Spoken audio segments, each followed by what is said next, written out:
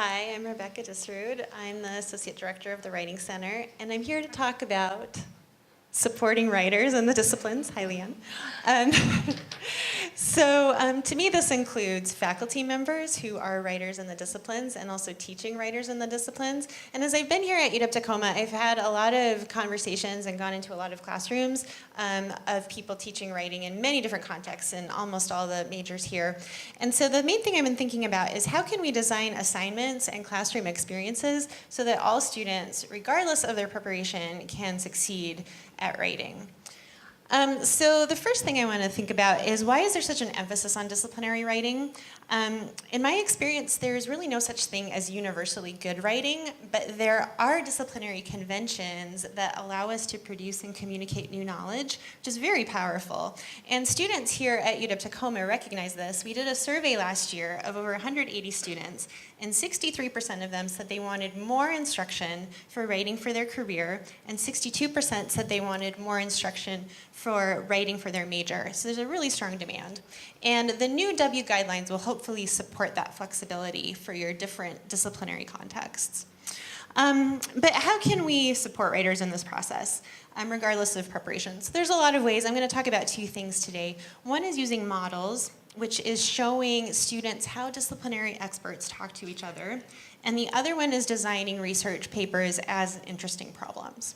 So the first one is models. And where can you get models? There's a lot of places. You can save examples for future classes with permission. Thank you, Leanne. You can write one yourself, which is often a very illuminating experience in how you have designed your assignment. You can use professional publications. But once you have models, I think the most valuable thing to do is to have students analyze them. And the first way that you can do that is with a reverse outline. And there's a lot of text up here, but I want you to focus on what's on this side. So this was done by students in urban studies on an annotated bibliography. And on this side, you can see they have just summarized the content of the paragraphs. So there's the goal and challenges of community land trusts, which is the topic they were studying, the definition of what that is, the purpose. But on the other side, they have identified the work that that paragraph is doing for the reader. So this first paragraph is communicating a tension between mission and implementation. And the second paragraph is providing a baseline of information. And the third one is demonstrating the rationale.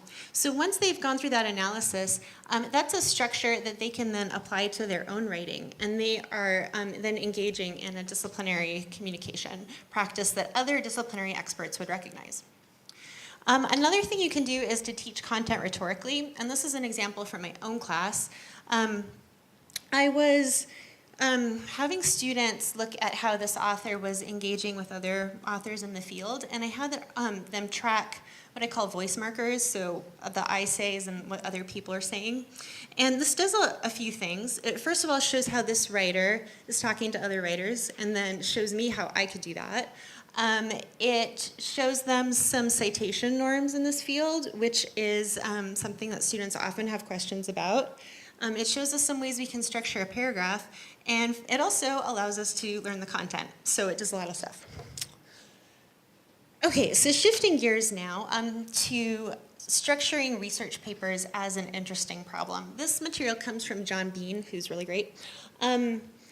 So this is a common assignment that I see all the time. So write an 8 to 10 page research paper on therapeutic touch, which is a nursing convention, but you could use any subject there. Follow the APA conventions. So if I'm a newcomer student to this class and this topic and this discipline, I'm going to wonder, like, who is the audience for this paper, and what would I, as a writer, have to say about this as a newcomer, and how would I even enter into this concept? So let me show you another way to do this. So you're a staff nurse at a large urban hospital. So immediately I already have a role. I have an entry point into this conversation. Recently, the hospital became embroiled in controversy when several nurses were discovered to be practicing therapeutic touch on patients. So now I have some context for why this might matter, why research would be important, and what I would have to say about it. And then the assignment is to research the professional literature, looking for evidence-based studies, write a 4 to 5 page argument addressed to the hospital governing board. supporting or attacking the board's decision. So as a newcomer, I have a role, I have a really clear audience, and I know why this might matter and what I have to say about it. So this is going to allow me to succeed much more easily than the other one. So we barely just scratched the surface of what's possible, but I love to talk to people about these topics, so I'm happy to meet anytime. And then hopefully in the fall, I'll be offering some faculty writing workshops around these topics too. So I'd love to talk to you more about that.